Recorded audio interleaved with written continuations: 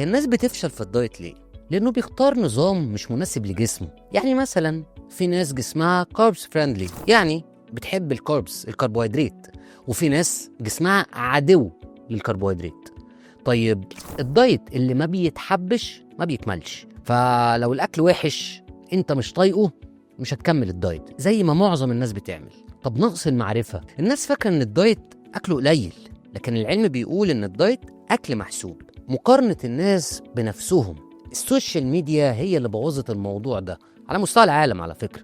فتلاقي واحدة بتقول ليه صاحبتي خست وانا لا؟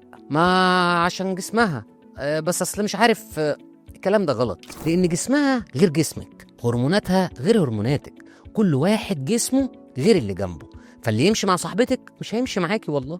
الدايت مش لايف ستايل تخس اسبوعين وترجع لزمان. الوزن بيرجع عادي، بس لما بيرجع للأسف بيرجع الدبل.